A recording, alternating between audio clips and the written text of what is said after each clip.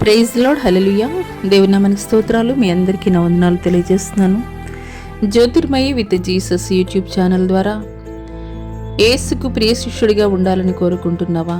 ఈ యొక్క శీర్షిక భాగంలో యేసుక్రీస్తు వారి యొక్క 12 మంది శిష్యుల యొక్క జీవిత చరిత్రను పరిశుద్ధాత్మ సహాయం ద్వారా మనం తెలుసుకుంటూ వస్తున్నాము.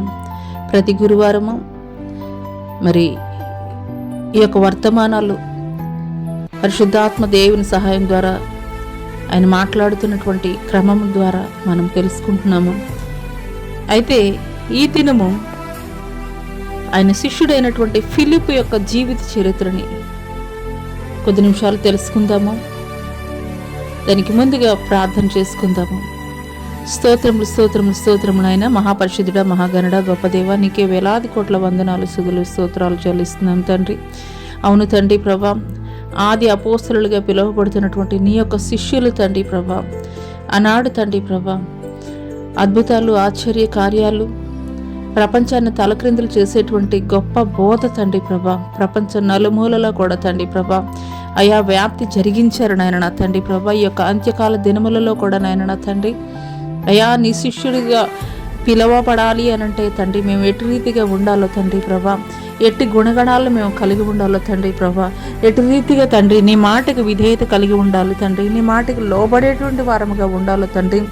ఆనాటి అపోస్తలులుగా పిలువబడినటువంటి నీ శిష్యుల యొక్క జీవిత అయా తండ్రి ప్రభా చరిత్రను తండ్రి ప్రభా అయా తండ్రి మీరు మాకు తెలియపరుస్తున్నటువంటి క్రమములో తండ్రి ప్రభా అయ్యా ఎంతమంది బిడ్డలైతే తండ్రి ప్రభా ఈ యొక్క అంత్యకాల దినములలో నేను కూడా యేసుకు ప్రియ శిష్యుడిగా నేను మార్చబడాలి అని తండ్రి ప్రభా ఎదురు చూస్తున్నారో తండ్రి ప్రభా అయ్యా అట్టి వారందరితో నాతో కూడా తండ్రి జీవము కలిగినటువంటి మీ మాటలు తండ్రి ప్రభా అయ్యా మాట్లాడి మీ నామానికి సమస్త మహిమ ఘనత ప్రభావాలు తెలియజేస్తూ నజరుడైన యేసు అతి పుణ్య పరిశుద్ధ నామములో అడిగి వేడుకొనుచున్నాం ప్రియ పరలోకపు తండ్రి, ఆమేన్. ప్రైజ్ లార్డ్ అండి. ఈ దేవుని నామం పేరిట వందనాలు తెలియజేస్తున్నాను మీ అందరికీ. యేసుక్రీస్తు వారి యొక్క శిష్యుల గురించి ప్రతి గురువారం కూడా మనం తెలుసుకుంటున్నాము. అయితే ఈరోజు యేసుక్రీస్తు వారి యొక్క శిష్యుడైనటువంటి ఫిలిప్ యొక్క పరిచయము, ఆయన యొక్క జీవిత చరిత్రను గురించి కొద్ది నిమిషాలు అయితే కనుక పరిశుద్ధాత్మ సహాయం ద్వారా తెలుసుకుందాం. హల్లెలూయా. ఈ యొక్క ఫిలిప్ యొక్క పరిచయము, ఫిలిపు ఈ యొక్క యేసుక్రీస్తు వారి యొక్క 12 మంది శిష్యుల్లో ఒక శిష్యుడు ఫిలిపు కూడాను. అయితే ఈ యొక్క ఫిలిపు గ్రీకు దేశానికి చెందినటువంటి వాడిగా అయితే కనుక తెలియజేయబడుతుంది. మరి ఆ తర్వాత మరి యూదా జాతికి మరి మొత్తం కూడాను సంక్రమించేసింది మరి ఈ యొక్క ఫిలిపు 1వ శతాబ్దము ఏడీలో బేత్సైదాలో జన్మించాడు. అంద్రేయ వలె ఫిలిపు కూడాను మొదట ప్రభునైతే గనక కనుగొన్నటువంటి వ్యక్తిగా అయితే గనక లేడని చెప్పవచ్చు. హల్లెలూయా. మరి యేసుక్రీస్తు వారు ఏ రీతిగా ఈ యొక్క ఫిలిప్పుని పిలుచుకున్నారు అని అంటే గనక యేసు ప్రభువు మరి ఫిలిప్పును కనుగొని నన్ను వెంబడించమని చెప్పగా అప్పటి నుండి క్రీస్తు శిష్యుల్లో ఫిలిప్పు కూడా మరి ఒకడిగా ఉన్నట్లయితే గనక యోహాను సువార్త 1వ అధ్యాయము 43వ వచనం ఒకసారి చూద్దామండి. యోహాను సువార్త 1వ అధ్యాయము 43వ వచనము ఒకసారి చదువుదామండి. హల్లెలూయా. మరునాడు ఆయన గలిలయకు వెళ్ళగోరి ఫిలిప్పును కనుగొని నన్ను వెంబడించమని అతనితో చెప్పాను. ఫిలిపు బేత్సయిదా వాడు, అనగా అంద్రేయ, పేతురు అనువారి పట్టణ కాపురస్తుడు. హల్లెలూయా. మరి ఫిలిప్పుని కూడాను మరి పేతురు, యోహాను, అంద్రేయ, యాకోబులను ఏ రీతిగా పిలుచుకున్నాడో దేవుడు, అదే రీతిగా మరి ఫిలిప్పును కూడా అయితే కనుక దేవుడు ఆయనను వెంబడించమని పిలిచినప్పుడు ఫిలిప్పు కూడా క్రీస్తుని వెంబడించినటువంటి వాడిగా ఉన్నాడు. యోహాను సువార్త 1వ అధ్యాయం 43వ వచనం ప్రకారం మరి ఏ రీతిగా నతనయేలుకు యేసును ఈ యొక్క ఫిలిప్పు పరిచయం చేశాడు అనే విషయాన్ని అయితే గనక తెలుసుకుందాం. నతనయేలుకు ఫిలిప్పు యేసుక్రీస్తు వారిని పరిచయం చేసినటువంటి సందర్భము యోహాను సువార్త 1వ అధ్యాయము 45 నుండి 51 వచనాలు గనక మనం చూసుకున్నట్లయితే మరి అక్కడ ఫిలిప్పు, నతనయేలు వీళ్ళిద్దరూ కూడాను ధర్మశాస్త్రంలో మరి మోషేయు ప్రవక్తలను గూర్చి మరి ధర్మశాస్త్రం ఎరిగినటువంటి వారిగా ఉన్నారు. అయితే ఒకానొక సందర్భంలో మరి ఈ యొక్క ఫిలిప్పు, నతనీయేలు మరి యేసుక్రీస్తు వారు ఉన్నటువంటి క్రమంలో మాట్లాడుకుంటున్నటువంటి మాటలు మరి నజరేయుడైనటువంటి యేసు మరి నతనీయేలుతోటి చెప్పినప్పుడు ఈ యొక్క ఫిలిప్పు నజరేయుడైన యేసే, ధర్మశాస్త్ర గ్రంథంలో మోషేయు ప్రవక్తలను ఎవరి గురించి వ్రాసారో ఆయనే ఈయన యేసు, నజరేయుడైన యేసు అని నతనీయేలుతో ఫిలిప్పు చెప్తున్నప్పుడు మరి అందుకు నతనీయేలు ఏమని మాట్లాడుతున్నాడంటే, మరి నజరేతులో నుండి మంచిది ఏదైనా రాగలదా, అందుకు సమాధానంగా మరి ఫిలిప్పు వచ్చి చూడమని చెప్పాను. ఇక్కడ వరకు ఆగుదామండి. హల్లెలూయా. అనేక సార్లు మనం ఉన్నటువంటి పరిస్థితులను బట్టి చుట్టుప్రక్కల ఉన్నటువంటి మనుషులు కూడాను మాట్లాడే మాటలు ఈ రీతిగానే ఉంటాయి. వారి యొక్క పరిస్థితులు ఎన్నటికీ మార్చబడవు. లేదంటే వైద్యులు చెప్పవచ్చు, ఈమె యొక్క రోగము ఎన్నటికీ కూడా కుదర్చబడదు, నయం కానటువంటి కుదరనటువంటి రోగము కలిగి ఉన్నది. హల్లెలూయా.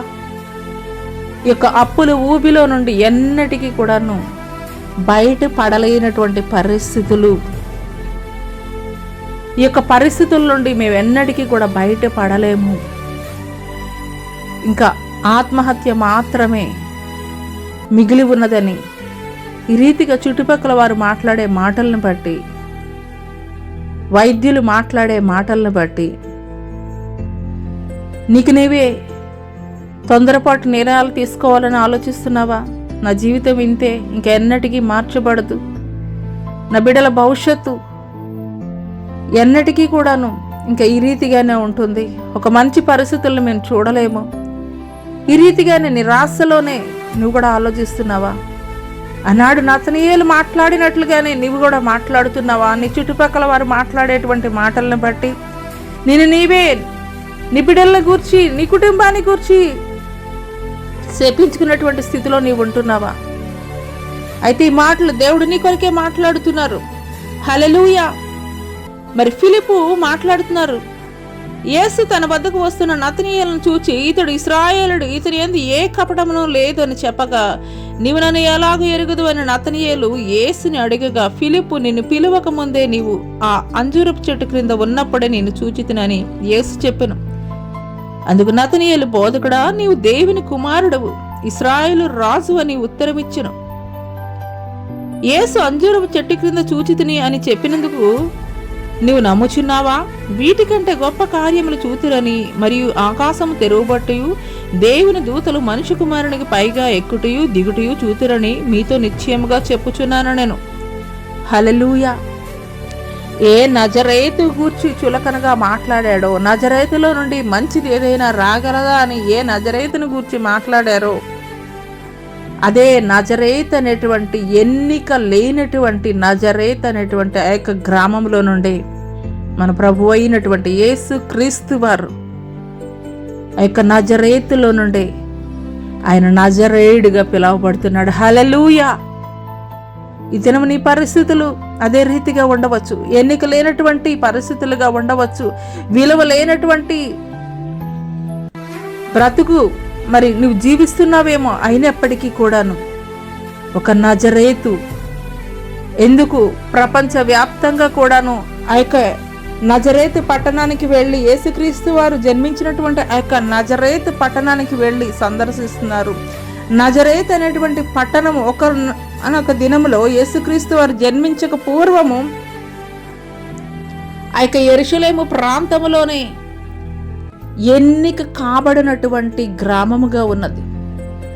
కానీ ఎప్పుడైతే యేసుక్రీస్తు వారు ఆ యొక్క ఎన్నిక లేనటువంటి గ్రామంలో జన్మించారో, ఆయన పేరే నజరేయుడిగా పిలువబడుతుంది. ఆ యొక్క నజరేతు పట్టణాన్ని చూడడానికి ప్రపంచం నలుమూలల నుండి కూడాను సందర్శిస్తున్నారు. హల్లెలూయా.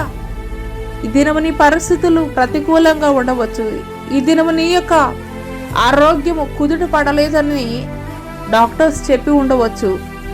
నీ బిడ్డల వివాహము, గర్భఫలం విషయంలో, ఉద్యోగం విషయంలో నువ్వు ఏ పరిస్థితుల గుండా వెళుతూ నా స్థితిగతులు మార్చబడవు అని నీ చుట్టుపక్కల వారు మాట్లాడే మాటలు, మరి నీకు నీవే అపనమ్మకంలోకి వెళ్ళిపోయి మాట్లాడుతున్నావేమో.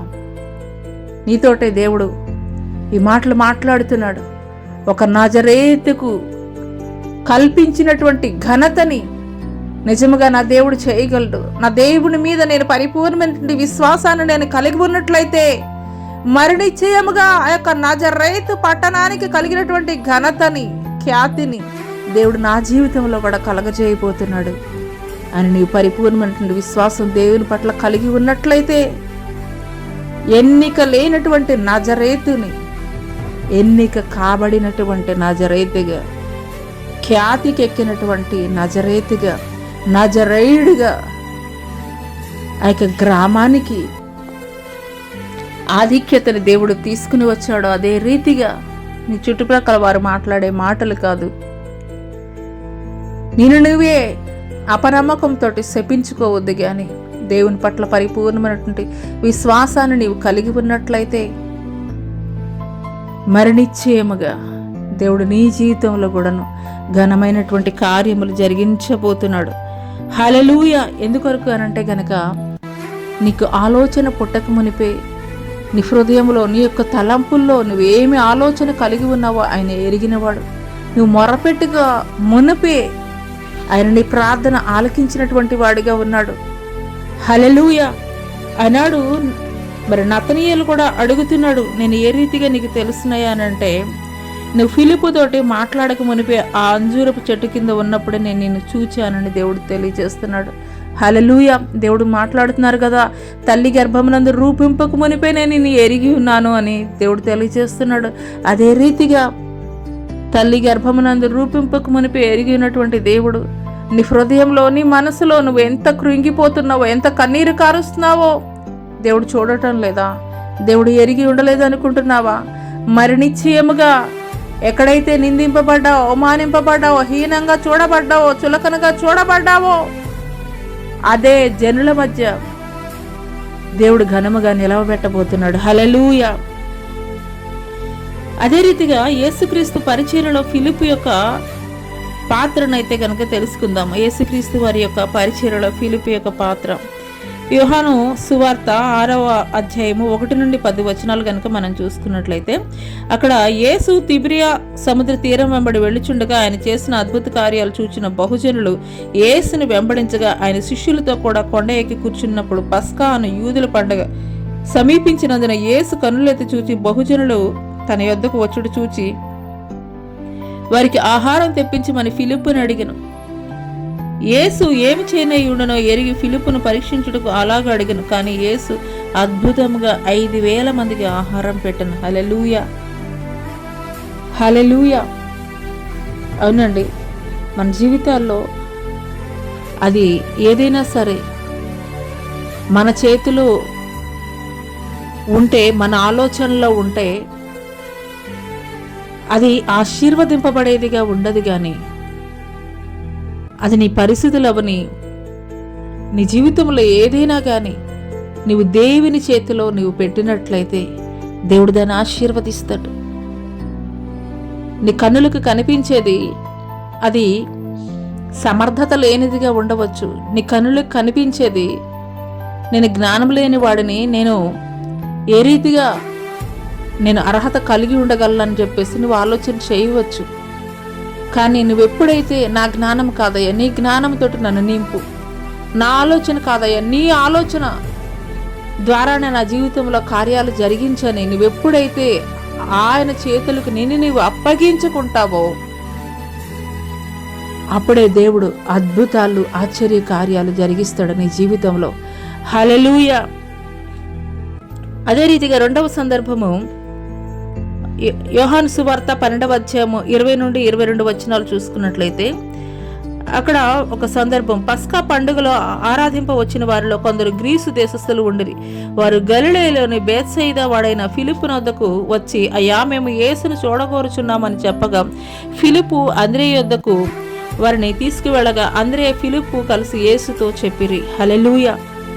ఈ యొక్క ఫిలిప్పు గ్రీకు దేశానికి చెందినటువంటి వాడని మరి మొదటగా ఆయన పరిచయంలో మనం తెలుసుకున్నాం.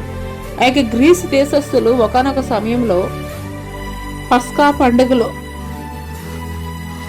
మరి యేసుక్రీస్తు వారిని చూడాలని చెప్పి వచ్చినటువంటి క్రమంలో మరి ఆ యొక్క ఫిలిప్ ఏం చేశాడంటే అంద్రెయ వద్దకు వెళ్ళి, అయ్యా మరి పలానా దేశానికి సంబంధించినటువంటి వారి గ్రీసు దేశస్థులు వచ్చారు, మరి యేసుక్రీస్తు వారిని చూడాలని వారు అయితే కనుక ఆశపడుతున్నారని చెప్పినప్పుడు వారి ఇరువురు కూడాను మరి ఆ యొక్క గ్రీసు దేశస్థుల్ని యేసు యొద్దకి తీసుకుని వచ్చినటువంటి వారిగా ఉన్నారు.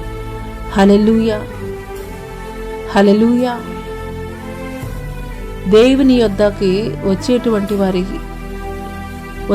వారి విషయంలో దేవుడు జాతి భేదాలు అయితే కనుక లేవండి దేవునికి. హల్లెలూయా. మరి అదే రీతిగా ఇక్కడ ఫిలిప్పుని చూసుకున్నట్లయితే కనుక దేవుని యొద్దకు తీసుకుని వచ్చి పరిచయం చేసినటువంటి వ్యక్తిగా ఉన్నాడు. దేవుని యొక్క సువార్త ప్రకటించినటువంటి వ్యక్తిగా ఉన్నాడు. హల్లెలూయా. దేవుని యొక్క సువార్తని, దేవుని ఎరిగినటువంటి నీవు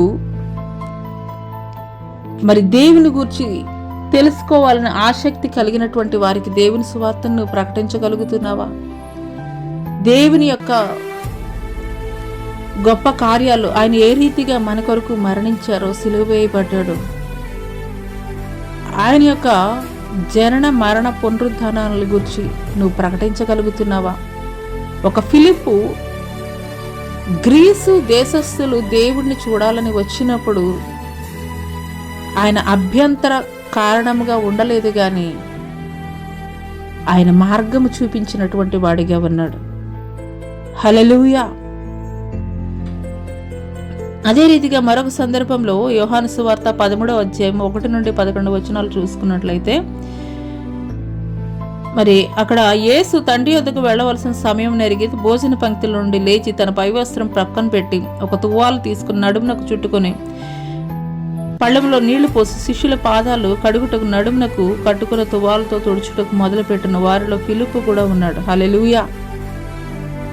ఆయన అప్పగింపబడే ముందు జరిగినటువంటి సందర్భం అన్నమాట. ఎందుకొరకు ఆయన ఈ రీతిగా చేశారు, శిష్యుల యొక్క పాదాలు ఎందుకు కడిగారు అని అంటే కనుక మీరు కూడా ఈ రీతిగా చేయాలి,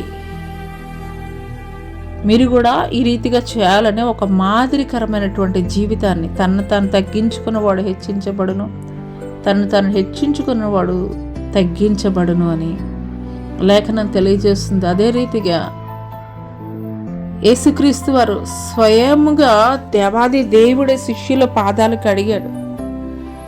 నీవు నేను ఎంత మాత్రపు వారు అండి తగ్గించుకోవడానికి. కొన్నిసార్లు మనకి ఎవరికైనా సారీ చెప్పాలన్నా, క్షమాపణ అడగాలన్నా, మనకి ఇష్టం లేని వారితోటి మాట్లాడాలన్నా కానీ భేషజాలు అడ్డం వస్తాయి. అందుకొరకే దేవుడు తెలియజేస్తున్నాడు, స్వయంగా ఆయన దేవాది దేవుడే ఆయన యొక్క శిష్యుల పాదాలు కడిగి ఈ రీతిగా మీరు చేయాలని శిష్యులకి బోధపరుస్తున్నారు. అదే రీతిగా ఈ మాటల ద్వారా దేవుడు మరి మనతోటి కూడా దేవుడు మాట్లాడుతున్నారు. మనం తగ్గింపు జీవితాన్ని కలిగి ఉండాలని. హల్లెలూయా. అదే రీతిగా ప్రభురాత్రి భోజనంలో కూడాను మరి ఈ యొక్క ఫిలిప్పు ఉన్నట్లుగా యోహాను సువార్త 13వ అధ్యాయం 25వ వచనంలో తెలియజేయబడుతుంది. యోహాను సువార్త 14వ అధ్యాయం 8-9 వచనాలు చూసుకున్నట్లయితే కనుక ఆయన మరి తండ్రి యొద్దకు పునరుద్ధానుడైన తర్వాత తండ్రి యొద్దకు ఆరోహణమయ్యి వెళ్ళేటువంటి సమయంలో యేసుక్రీస్తు వారు మాట్లాడుతున్నారు మరి శిష్యులతోటి. మరి మాట్లాడుతున్నటువంటి సందర్భంలో ఫిలిప్పు మాట్లాడుతున్నారు. ఫిలిప్పు, ప్రభువా తండ్రిని మాకు కనపరచుము, మాకంతే చాలని మరి ఆయనతో చెప్పగా, యేసు ఫిలిప్పు, నేను ఎంతకాలము మీ వద్ద ఉండి నీవు నన్ను ఎరగవా? నన్ను చూచినవాడు తండ్రిని చూచి ఉన్నాడు గనుక తండ్రిని మాకు కనపరచమని ఎలా అడుగుచున్నావు అని ఫిలిప్పుతో మాట్లాడారు. హల్లెలూయా. ఫిలిప్పు తండ్రి వద్దకు యేసుక్రీస్తు వారు ఆరోహణం అవుతున్నటువంటి తరుణంలో ఫిలిప్పు అడుగుతున్నాడు, అయ్యా నాకు తండ్రిని చూపించవని అడిగినప్పుడు యేసుక్రీస్తు వారు తెలియజేస్తున్నారు, ఇంతకాలము నువ్వు నాతో కూడా ఉన్నావు కదా, నన్ను చూసిన వాడు తండ్రిని చూసినట్లే అని. మరలా నువ్వు ఎందుకు అడుగుతున్నావు అని ఫిలిప్పు తోటి మాట్లాడారు. హల్లెలూయా. మరి ఒక సందర్భము, మరి 3.5 సంవత్సరాలు యేసుక్రీస్తు వారి శిష్యులు క్రీస్తుతో కూడా నడిచినటువంటి వారిగా ఉన్నారు. ఆయన తండ్రి యొద్దకు ఆరోహణం అవుతున్నటువంటి క్రమంలో యోహాను సువార్త 14వ అధ్యాయం 15 నుండి 28 వచనాలు కనుక మనం చూసుకున్నట్లయితే, యేసుక్రీస్తు వారు మరి ఒక తల్లి మరి బిడ్డల్ని వదిలి మరి వేరే ఏదైనా ఒక ఊరు వెళుతున్నటువంటి క్రమంలో బిడ్డలతోటి ఏ రీతిగా మాట్లాడుతుందో, ఎలాగ జాగ్రత్తలు చెప్తుందో అదే రీతిగా శిష్యులతోటి దేవుడు తెలియజేస్తున్నాడు. యేసు తండ్రి యొద్దకు వెళుచున్న సమయంలో శిష్యులను ఉద్దేశించి, మీ హృదయములు కలవరపడనీయకుడి, వెరవకుడి, నేను మీ కొరకు పంపబో పరిశుద్ధాత్మ మిమ్మల్ని సర్వసత్యములోనికి నడిపించి సమస్తమును బోధించును అని చెప్పెను. ఎంత చక్కగా ఆయన మాట్లాడారండి. హల్లెలూయా. ఈ లోకంలో మన యొక్క తల్లిదండ్రులు మన పట్ల ఎంత జాగ్రత్తలు కలిగి మరి ఒక ఊరు మరి బిడ్డల్ని వదిలి వెళ్ళేటువంటి సమయంలో ఏ రీతిగా జాగ్రత్తలు చెప్తారో అదే రీతిగా దేవాది దేవుడు కూడాను తెలియజేస్తున్నాడు. మీ హృదయాలను కలవరపడనీయద్దు, వెరవనీయద్దు. ఎందుకొరకు అనంటే కనుక మీ కొరకు పరిశుద్ధాత్మను నేను పంపిస్తున్నాను. ఆ పరిశుద్ధాత్మ మిమ్మల్ని సర్వసత్యంలోనికి నడిపిస్తారని దేవుడు ధైర్యం చెప్తున్నటువంటి సందర్భాన్ని అయితే కనుక మనం చూస్తున్నాం. హల్లెలూయా. అనేక సార్లు మన జీవితాల్లో మనం కూడాను మరి చుట్టూ అందరూ ఉన్నప్పటికీ కూడాను ఒంటరితనం ఆవహించినటువంటి పరిస్థితులుగా మనం ఫీల్ అవుతూ, ఆందోళన చెందుతూ, కలవరం చెందుతూ భయపడిపోతుంటాము. మరి అయితే ఆనాడు శిష్యులతోటి చెప్పినటువంటి దేవుడు మరి ఈ యొక్క వర్తమానం ద్వారా దేవాది దేవుడు మనకి కూడా అటువంటి ధైర్యంతో కూడినటువంటి మాటలు అయితే కనుక దేవాది దేవుడు తెలియజేస్తున్నాడు. ఆయన నీతో నడుస్తున్నప్పుడు, ఆయన నీకు సహాయకుడిగా ఉన్నప్పుడు, ఆయన నీకు ఆశ్రయ దుర్గముగా ఉన్నప్పుడు నీవు భయపడవలసినటువంటి పని లేదు. హల్లెలూయా. ఎందుకొరకనంటే గనక ఆయన ఒక మానవ రూపంలో భౌతికమైనటువంటి శరీరాన్ని కలిగి ఉన్నట్లయితే ఆ యొక్క యెరూషలేము ప్రాంతం, ఇజ్రాయేలు ప్రాంతానికి మాత్రమే పరిమితమై మరి ఉండేవారేమో. కానీ పరిశుద్ధాత్మకి లిమిట్స్ లేవండి. పరిశుద్ధాత్మకి లిమిట్స్ లేవు. అందుకొరకే మరి ఆయన ఈ భూమి మీదకి ఎందుకు వచ్చానంటే గనక ఆయన వచ్చింది మనందరి కొరకు ఆయన శిలువ మీద బలి అర్పణగా సమర్పించుకుని నిమిత్తమే. అందుకొరకే ఆయన బలి అర్పణగా సమర్పించుకుని పునరుద్ధానుడై మరి మరణాన్ని జయించి తండ్రి యొద్దకు చేర్చబడుతున్నటువంటి క్రమంలో, తండ్రి యొద్దకు ఆరోహణమవుతున్నటువంటి క్రమంలో పరిశుద్ధాత్మను నేను మీ కొరకు పంపిస్తున్నాను, మీ హృదయాలను కలవరపడనీయద్దు, వెరవనీయద్దు అని దేవాది దేవుడు మనకి తెలియజేస్తున్నాడు. హల్లెలూయా. మరి ఒక సందర్భము యోహాను సువార్త 20వ అధ్యాయం 19వ వచనంలో చూసుకున్నట్లయితే, ఆయన పునరుద్ధానుడు అయిన తర్వాత మరి శిష్యులు యూదులకు భయపడి మరి తలుపులు మూసుకుని ఉన్నటువంటి క్రమంలో పునరుద్ధానుడైనటువంటి యేసు వచ్చి వారి మధ్య నిలిచి, మీకు సమాధానం కలుగునుగాక అని వారితో చెప్పాను. ఉదయకాల సమయంలో నీవు ఏ భయాలతోటి, ఏ ఆందోళనతోటి నీవు ఉంటూ ఈ మాటలు నీవు వింటున్నట్లయితే గనక మరణిశ్చయముగా దేవుడు నీతోటి కూడా మాట్లాడుతున్నాడు, నీకు సమాధానం కలుగునుగాక అని. హల్లెలూయా.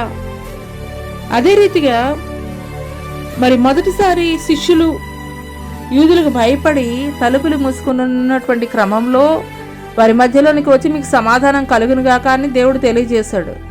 ఆ సమయంలో తోమా అయితే గనక లేడు. తోమా అయితే మాట్లాడుతున్నాడు. ఆయన ప్రక్కలో మీరైతే కనుక చూసారా, ఆయన గాయాలని తడిమి చూసారా అని మాట్లాడినప్పుడు తోమా కూడా ఉన్నప్పుడు రెండవసారి అదే యోహాను సువార్త 20:26 మరలా వచ్చి ఆయన మాట్లాడుతున్నారు, మీకు సమాధానం కలుగునుగాక అని. హల్లెలూయా, హల్లెలూయా. మూడవసారి ఆయన ప్రత్యక్షపరుచుకున్నది ఎక్కడనంటే కనుక తిబెరియా సముద్ర తీరాన శిష్యులకు మరి తాను ప్రత్యక్షపరుచుకొని వారితో కూడా కలిసి భోజనం చేస్తున్నటువంటి సందర్భం. మరి ఆ యొక్క సందర్భాల్లో కూడాను ఫిలిప్పు మరి ఆయనతో కూడా ఉన్నటువంటి వ్యక్తిగా ఉన్నారు. హల్లెలూయా. అపోస్తుల కార్యం 1:13-15 వరకు కూడా మనం చూసుకున్నట్లయితే కనుక యేసుక్రీస్తు వారు తండ్రి యొద్దకు ఆరోహణం అవుతూ శిష్యులకైతే కనుక చెప్తున్నారు, ఏంటనంటే కనుక మీరు యెరూషలేము నుండి వెళ్ళక నా వలన విన్న తండ్రి యొక్క వాగ్దానం కొరకు కనిపెట్టుడి. కొద్ది దినములలో పరిశుద్ధాత్మలో బాప్తీసం పొందదురని చెప్పాను. యేసు చెప్పిన ప్రకారం యెరూషలేములో ఒక మేడగదిలో శిష్యులతో పాటు 120 మంది పరిశుద్ధాత్మ కొరకు కనిపెట్టుచున్నారు. హల్లెలూయా. ఎంత చక్కగా ఒక తల్లి మరి తన యొక్క బిడలకు చెప్తుందో అదే రీతిగా దేవుడు చెప్తున్నాడు, యెరూషలేమునైతే కనుక మీరు విడిచి వెళ్ళవద్దు. హల్లెలూయా. యెరూషలేమునైతే కనుక మీరు విడిచి వెళ్ళవద్దు. హల్లెలూయా. అదే రీతిగా మరి అదే అపోస్తుల కార్యం 2:1-4 చూసుకున్నట్లయితే యేసుక్రీస్తు వారు ఏ రీతిగా ఆయన శిష్యులకి తెలియజేశారో అదే రీతిగా ఆ యొక్క యెరూషలేములోనే ఉండి మేడగదిలో యేసుక్రీస్తు వారి శిష్యులతో పాటు మొత్తము మరి 120 మంది పరిశుద్ధాత్మ కొరకు మరి కనిపెట్టి ప్రార్థన చేస్తున్నటువంటి క్రమంలో 10వ దినమైనటువంటి పెంతెకోస్తు పండుగ దినం రోజున మరి అగ్ని నాలుకలుగా విభాగింపబడి ఒక్కొక్కరి మీద రాలినప్పుడు వారందరూ కూడా పరిశుద్ధాత్మ పొందుకున్నటువంటి వారికి వాక్శక్తి అనుగ్రహించిన కొలది అన్య భాషలతోటి మాట్లాడసాగిరి. హల్లెలూయా, హల్లెలూయా. అక్కడ 17 దేశాలకు సంబంధించినటువంటి వారు ఆ యొక్క పెంతెకోస్తు పండుగ దినం నిమిత్తము వచ్చినటువంటి వారిగా ఉన్నారు. వారైతే కనుక మాట్లాడుతున్నారు. వీరు మాట్లాడుతున్నటువంటి పరిశుద్ధాత్మతోటి నింపబడినప్పుడు వీరు మాట్లాడుతున్నటువంటి భాషలను బట్టి వారు మాట్లాడుతున్నారు, వీరు గలిలయులు కాదా, వీరు జలర్లు కాదా, వీరు ఎటు రీతిగా ఈ భాషలు మాట్లాడగలుగుతున్నారు అని. హల్లెలూయా. అక్కడ యెరూషలేములోని మేడ గదిలోనే ఆదిమ సంఘానికి పునాదులు వేయబడినట్లుగా అయితే కనుక తెలియజేయబడుతుంది. హల్లెలూయా, హల్లెలూయా. మరి ఫిలిప్పు, యేసుక్రీస్తు వారి శిష్యుడైనటువంటి ఫిలిప్పు రాసినటువంటి పరిశుద్ధ గ్రంథంలో రాసినటువంటి హల్లెలూయా, యేసుక్రీస్తు వారి శిష్యుడైనటువంటి ఫిలిప్పు అని పేరు కలిగినటువంటి వారు ముగ్గురు ఉన్నారు ఈ యొక్క పరిశుద్ధ గ్రంథంలో. ఎవరు అనంటే గనక యేసు శిష్యుడైనటువంటి ఫిలిప్పు ఒకరైతే యోహాను సువార్త 1:43 రెండవ ఫిలిప్పు సేవకుడైనటువంటి ఫిలిప్పు అపోస్తుల కార్యము 6:5 మరి ఒక ఫిలిప్పు ఎవరనంటే గనక మార్కు సువార్త 6:17 ప్రకారం హేరోదు రాజు యొక్క సహోదరుడు ఫిలిప్పు. వీరి ముగ్గురు కూడా ఫిలిప్పులు. హల్లెలూయా. అయితే ఈరోజు మనం మాట్లాడుకుంటున్నది ఎవరనంటే కనుక యేసుకి శిష్యుడైనటువంటి ఫిలిప్పు యొక్క జీవితాన్ని గురించి మనం మాట్లాడుకుంటున్నాం. హల్లెలూయా. ఫిలిప్పు మరి ఏ రీతిగా తన యొక్క పరిశుద్ధమైనటువంటి జీవితాన్ని గడిపాడనేటువంటి కొన్ని విషయాలు అయితే కనుక తెలుసుకుందాము. హల్లెలూయా. మరి యేసు ప్రభు వారు ఆరోహణమైన తర్వాత ఫిలిప్పు స్కిదియా ప్రాంతంలో 20 సంవత్సరాలు మరి దేవుని సేవ చేస్తూ అక్కడే నివాసం ఉన్నాడు. మరి ఆ తర్వాత కొంతకాలం టర్కీ దేశంలోనే హీరాపాలిస్ ప్రాంతంలో కూడా పరిచయం చేశాడు. మరి అక్కడ ఉన్నటువంటి ప్రజలు ఘట సర్పాన్ని పూజించేటువంటి వారు. మరి వారు ఏ రీతిగా ఉన్నారనంటే కనుక ఉన్మాదులుగా ఉన్నటువంటి పరిస్థితుల్లో అయితే కనుక వారు ఉన్నారు. ఆ ఘట సర్పాన్ని డ్రాగన్ అని కూడా అంటారు. మరి ఇటువంటి విగ్రహారాధికులకు మరి బలి అర్పణ స్థలానికి వెళ్ళి వారిపై కనికరపడి ఫిలిప్పు ప్రార్థన చేసి సిలువ మార్గం వైపు నడిపిస్తూ ఉండగా ఫిలిప్పు గద్దించి చేసినటువంటి ప్రార్థన కారణంగా మరి ఆ సర్పం వారి అర్పణల ప్రదేశం నుండి బయటకు వచ్చి దుర్గంధం వెదజల్లుతూ వెళ్ళిపోయింది. అనేకులు ఆ దుర్గంధం లేక విషవాయుని పీల్చుకుని మరణించారు. అయితే ఆ మరణించినటువంటి వారిలో రాజు యొక్క కుమారుడు కూడా ఉన్నారు. అయితే ఆ ఫిలిప్పు ఆ బాలునిపై కనికరం కలిగి అతన్ని మరలా బ్రతికించారని మరి చరిత్రకారులు యొక్క చరిత్ర గ్రంథాల ద్వారా తెలియజేయబడుతుంది. హల్లెలూయా. మరి అది చూసినటువంటి మరి యొక్క సర్ప పూజారులు ఏం చేశారంటే ఫిలిప్పు పైన మరి వారు కోపగించి మరి ఫిలిప్పును బంధించి రాళ్లతో కొట్టి సిలువకు వేలాడదీసి 80 ADలో ఆయన హతసాక్షిగా అయితే గనక మరి చంపినట్లుగా చరిత్రకారులు రాసినటువంటి గ్రంథం ద్వారా తెలియజేయబడుతుంది. హల్లెలూయా. అతను మరణించేటువంటి సమయంలో కూడాను దేవుణ్ణి ప్రార్థిస్తున్నటువంటి వ్యక్తిగా అయితే గనక మనం చూడవచ్చు. హల్లెలూయా. ఫిలిప్ చేసినటువంటి పరిచర్య ఏ ఏ ప్రాంతాల్లో చేశాడంటే ఫిలిప్తో పాటు మరి ఆసియా మైనర్ ప్రాంతంలో క్రైస్తవ బోధ ప్రచారం జరిగింది. మరి దేవాలయాలు కట్టించబడ్డాయి, అనేక క్రైస్తవ కార్యక్రమాలు కొనసాగించబడ్డాయి. ఇందుకు సాక్ష్యాలుగా లవదొకియా, కొలసి ప్రాంతాలని అయితే కనుక చెప్పవచ్చు. మరి పౌలు కొలసి పత్రికను ఇక్కడ దేవాలయం నుండే వ్రాసాడు. యోహాను ప్రకటన గ్రంథం రాసే నాటికి ఆ ప్రాంతంలో పౌలు కట్టించిన దేవాలయం యోహానుకు ఫిలిప్పుకు పరిచర్యలో ఉపయోగపడిందని అయితే కనుక చెప్పవచ్చు. హల్లెలూయా. అదే రీతిగా మరి గాల్స్ అనేవారు ఫ్రాన్స్ దేశం నుండి వచ్చారు. వారు నివసించినటువంటి ప్రదేశానికి గలేషియా అని పేరు వచ్చింది. ఈ ప్రాంతంలో ఫిలిప్పు తన సేవా పరిచర్యను కొనసాగించాడు. మరి ఫిలిప్పు పూర్వం 80 సంవత్సరాల కాలంలో జూలియస్ సీజర్కు 10 లక్షల మంది గాలులను చంపి ఆ ప్రాంతాన్ని వశపరుచుకున్నాడు. మరి వారి ప్రజలు నశించుట కొరకు ఆ ప్రాంతం బాగా అయితే గనక అభివృద్ధి చేశాడు. వారు సుమారు 10 సంవత్సరాలు ఆ ప్రదేశంలో స్వేచ్ఛగా జీవించారు. మరి ఈ ప్రాంతం అంతా కూడాను రోమా నాగరికతతోటి నిండిపోయింది. ఈ ప్రాంతం నుండే కైసర్ 2 సార్లు ఇంగ్లాండ్పై దండయాత్ర చేశాడు. ఫ్రాన్స్తో సత్సంబంధాలు కలిగినటువంటి ఏకైక అపోస్తలుడు ఫిలిప్పు ఒక్కడైనైతే గనక మరి నిరభ్యంతరంగా చెప్పవచ్చు. హల్లెలూయా. మరి ఈ ప్రాంతానికి చెందినటువంటి మగ్దలైన మరియా, లాజరు సహోదరులు మరియా మరియు మార్తా ఫ్రాన్స్లోని మార్సిలిస్కు చెందినటువంటి వారిగా అయితే గనక తెలియజేయబడుతుంది. వారు ప్రభువుని నమ్మి ఆయన పరిచర్య చేస్తూ ఆ ప్రాంతంలోనే మరణించారు. వారి సమాధులు కూడా అక్కడే ఉన్నట్లుగాను చరిత్రకారులు తెలియజేస్తున్నారు. హల్లెలూయా. మరి ఈ యొక్క గాలు ప్రాంతం వారు అడవి మనుషులు లాంటి వారని అయితే కనుక చెప్పవచ్చు. మరి డాక్టర్ విలియం స్మిత్ తన గ్రంథమైనటువంటి డిక్షనరీ ఆఫ్ క్రిస్టియన్ బయోగ్రఫీలో ఆయన రాశాడు, గాలు ప్రాంతంలో ఉన్నటువంటి వారు అడవి మనుషులు లాంటి వారు అని చెప్పి. మరి ఆధునిక టర్కీలో సెంట్రల్ అనటోనియాలోని గలాటియాలో నివసించే సెల్విక్ ప్రజలు విలియం స్మిత్ తన రచనల్లో ఫిలిప్పును మరియు పేతురు ఈ గాలు ప్రాంతాల్లో పరిచయం చేసినట్లుగా అయితే కనుక రాశారు. ఈ గాలు ప్రాంత ప్రజలే చివరకు ఫిలిప్పును శిలువ మరణం ద్వారా చంపారని తెలియజేస్తున్నారు. మరి ఆ దినాల్లో ఆ ప్రాంతం నుండి మరణించిన వారిని నిటనిలువుగా పాతి పెట్టేవారు కనుక ఫిలిప్పును కూడా అదే విధంగా సమాధి చేశారు. Hallelujah. Pope John III Philip దేహమును హిరాపోలిస్ నుండి తరలించి రోమా దేవాలయంలో ప్రతిష్ఠించారు. ఈ దేవాలయానికి the church of the apostles అని పేరు పెట్టారు. ఆ తర్వాత ఈ దేవాలయానికి the church of the holy apostles Philip and James అని అయితే కనుక పిలవడం జరిగింది. ఈ ఫిలిప్పు ఎప్పుడు మరణించారని అంటే కనుక ఫిలిప్పు 80 ADలో హిరాపోలిస్ టర్కీ దేశంలో హతసాక్షిగా అయితే కనుక మరణించారు. హల్లెలూయా.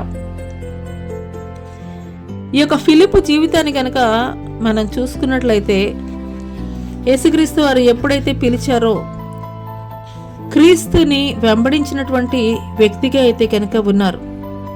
యేసుక్రీస్తు వారు 3.5 సంవత్సరాలు చేసినటువంటి పరిచర్యలో ఈ యొక్క ఫిలిప్పు కూడాను, హల్లెలూయా, నతనయేలు ఫిలిప్పు కూడాను ధర్మశాస్త్రం గురించి తెలిసినటువంటి వారు అయినప్పటికీ కూడాను నతనయేలులో ఒక అవిశ్వాసం కలిగి ఉన్నాడు. నజరేతుల నుండి మంచిది ఏదైనా రాగలదా అని. హల్లెలూయా. ఇటువంటి డౌట్స్ తోటి, ఇటువంటి అనుమానాలతోటి దేవుణ్ణి వెంబడిస్తూ కూడాను మరి నా జీవితాల్లో కార్యాలు జరగగలవా, నా జీవితాల్లో దేవుడు కార్యాలు చేయగలరా అని అనుమానంతో ఒక నతనీయుల్లాగా ఉన్నటువంటి వ్యక్తిని కూడాను ఆ యొక్క నతనీయుల జీవితాన్ని మార్చినటువంటి వ్యక్తిగా అయితే కనుక ఈ యొక్క ఫిలిప్పుని చెప్పవచ్చు. ఎందుకనంటే కనుక యేసుక్రీస్తుని పరిచయం చేసింది ఈ యొక్క ఫిలిప్పే. హల్లెలూయా. అదే రీతిగా ఈ యొక్క మాటలు వింటున్నటువంటి ప్రియనేస్తమా, దేవుణ్ణి ఎరగినటువంటి ప్రజలకి కూడాను ఆనాటి నతనీయులు ఏ రీతిగా మాట్లాడాడో అదే రీతిగా మాట్లాడుతున్నటువంటి ప్రజలలో కూడాను ఒక ఫిలిప్పు ఏ రీతిగా పరిచర్య జరిగించాడో క్రీస్తు యొక్క ఔన్నత్యాన్ని తెలియజేసి అదే రీతిగా క్రీస్తుని కూర్చున్నటువంటి సువార్త ప్రకటించవలసినటువంటి బాధ్యత మనందరిపైన ఉన్నదని దేవాది దేవుడు తెలియజేస్తున్నాడు. హల్లెలూయా. యేసుక్రీస్తు వారి కొరకు హతసాక్షిగా మారడానికి కూడా వెనుతిరిగినటువంటి వ్యక్తిగా అయితే గనక ఈ యొక్క ఫిలిప్పు ఉన్నాడు. హల్లెలూయా. ఈ యొక్క ఫిలిప్పు యెరూషలేము మరి యూదయ ప్రాంతానికి చెందినటువంటి వాడు కాదు, గ్రీసు దేశానికి చెందినటువంటి వాడు అయినప్పటికీ కూడాను దేవుడు ఎప్పుడైతే పిలిచాడో దేవుణ్ణి వెంబడించినటువంటి వాడిగా ఉన్నాడు. హల్లెలూయా. మొట్టమొదటిగా దేవుడికి విధేయత కలిగినటువంటి వాడిగా ఉన్నాడు, దేవుణ్ణి వెంబడించినటువంటి వాడిగా ఉన్నాడు. మూడవది, ప్రతికూలమైనటువంటి జనాంగముల మధ్యలో కూడాను దేవుని సువార్తను ప్రకటించి దేవుని కొరకు మరణించడానికి కూడా వెనుతిరిగినటువంటి వ్యక్తిగా ఉన్నాడు. హల్లెలూయా. ఈ మాటలు వింటున్నటువంటి ప్రియనేస్తమా, ఫిలిప్పు యొక్క జీవిత చరిత్ర ద్వారా దేవుడు మనకు తెలియజేస్తున్నటువంటి మాటలు ఒకటే, ఆయన మనల్ని లోకంలో నుండి పాపంలో నుండి మనల్ని ప్రత్యేకపరుచుకున్నాడు, మనల్ని పిలుచుకున్నటువంటి దేవునికి మన విధేయత కలిగినటువంటి వారముగా ఉండాలి. పిలుచుకున్నటువంటి దేవుని యొక్క మాటలు చెప్పడానికి మనమైతే గనక వెనకడుగు వేసే వారముగా అయితే గనక ఉండకూడదు. పిలుచుకున్నటువంటి దేవునికి మనం నమ్మకస్తులుగా ఉండాలి అంతము వరకు కూడా. అటి కృప దేవుడు మీకు దయచేయునుగాక. ఆమేన్. ప్రార్థన చేసుకుందామండి. స్తోత్రములు నాయన, మహాపరిశుద్ధుడ, మహాగణుడ, గొప్ప దేవ, నీకే వేలాది కోట్ల వందనాలు, స్తుతులు, స్తోత్రాలు చెల్లిస్తున్నాం తండ్రి. గడిచిన కాలమంతా నీ కృపలో భద్రపరిచి కాచి కాపాడిన దేవా, నీకే స్తుతులు, స్తోత్రాలైనా నా తండ్రి. ఇగోనైనా ఈ యొక్క యేసుకు ప్రియశిష్యుడిగా ఉండాలని కోరుకుంటున్నావు. ఈ యొక్క అంత్యకాల దినములలో తండ్రి ప్రభా, ఆనాటి ఆది అపోస్తలులు ఏ రీతిగా అద్భుతాలు, ఆశ్చర్య కార్యాలు నీ నామం పేరిట జరిగించారో, నీ సువార్తను ప్రకటించారో తండ్రి ప్రభా, అయ్యా అట్టి ఉజ్జీవ జ్వాలను తండ్రి ప్రభా ఈ యొక్క అంత్యకాల దినములలో కూడా తండ్రి ప్రభా ప్రతి ఒక్కరి హృదయాల్లో కూడా తండ్రి ప్రభా రగిలింప చేయండి నాయన. ఉజ్జీవ జ్వాల తండ్రి ప్రభా మీరు రగిలింప చేయండి నాయన. నా తండ్రి నీ కొరకు నిలబడేటువంటి తండ్రి ప్రభా ఆయా వ్యక్తులుగా ఉండడానికి కృప చూపించండి. మిమ్మల్ని వెంబడించడానికి తండ్రి ప్రభా అయా కృప చూపించండి. అయ్యా తండ్రి అనేకులకు తండ్రి ప్రభా దిశానిర్దేశంగా ఉండడానికి కృప చూపించండి. అయ్యా మీకు స్తోత్రాలయ, మీకు వందనాలు చెల్లిస్తున్నాం తండ్రి. నీ మీద పరిపూర్ణమైనటువంటి విశ్వాసం కలిగిన నా తండ్రి ప్రభా అయ్యా ఒక ఫిలిప్పు ఏ రీతిగా తండ్రి ప్రభా అయా ఒక నతనీయులకి నాయన నా తండ్రి ప్రభా నేను పరిచయం చేసినటువంటి వ్యక్తిగా ఉన్నాడు, అదే రీతిగా నాయన నా తండ్రి ప్రభా అయా తండ్రి ఈనాటి కాలంలో కూడా అటువంటి వారికి తండ్రి ప్రభా అయా నిన్ను గూర్చి తెలియజేసేటువంటి తండ్రి ప్రభా అయా తండ్రి ప్రభా గొప్ప సువార్త పరిచారకులుగా తండ్రి ప్రభా ప్రతి ఒక్కరిని దీవించండి, ఆశీర్వదించండి తండ్రి. ఈ ఉదయకాల సమయంలో నాయన నా తండ్రి ప్రభా నీ బిడ్డలు నాయన నా తండ్రి ప్రభా అయా ఈ యొక్క అంత్యకాల సమయంలో నాయన నా తండ్రి ప్రభా ప్రతి ఒక్కరిలో రోషము కలగజేయండి, ప్రతి ఒక్కరిలో మంట కలగజేయండి, ప్రతి ఒక్కరిని వెలిగించండి అయ్యా తండ్రి ప్రభా. వెలిగింపబడినటువంటి దీపం మంచం కింద కొంచెం కింద కాదు కానీ అందరికీ వెలిగించి నిమిత్తం దీప స్తంభం మీద ఏ రీతిగా తండ్రి ప్రభా వెలిగించబడుతుందో అదే రీతిగా తండ్రి ప్రభా అయ్యా యొక్క వర్తమానాల ద్వారా తండ్రి ప్రభా ప్రతి ఒక్కరి జీవితాల్లో కూడా తండ్రి ప్రభా అయ్యా వెలిగించి తండ్రి ప్రభా వారు అనేకులకు వెలిగించేటువంటి వారిగా తండ్రి వారు తండ్రి దీప స్తంభం మీద నిలబడేటువంటి వారిగా ఉండుటకు కృప చూపించమని నజరుడైన యేసు అతి పుణ్య పరిశుద్ధ నామములో అడిగి వేడుకొంచున్నాం ప్రియ పరలోకపు తండ్రి. ఆమేన్. ప్రైజ్ లార్డ్ అండి. అందరికీ ప్రైజ్ లార్డ్. దేవుని నామం పేరిట వందనాలు తెలియజేస్తున్నాను. యేసుకి ప్రియ శిష్యుడిగా ఉండాలని కోరుకుంటున్నావా? ఈ యొక్క వర్తమానాల ద్వారా మరి మీరు మీ కుటుంబాలు ఎంతగానో మరి ఆదరించబడుతున్నాయి అని నేనైతే నమ్ముచున్నాను. మరి ఈ యొక్క అంత్యకాల దినములలో దేవుడిని ఎరగినటువంటి అనేక ప్రజలకి ఈ యొక్క సువర్తమానాలను తెలియపరచండి, పరిచయం చేయండి. తద్వారా దేవుడు మిమ్మల్ని మీ కుటుంబాలని ఆశీర్వదించును గాక. ఆమెన్.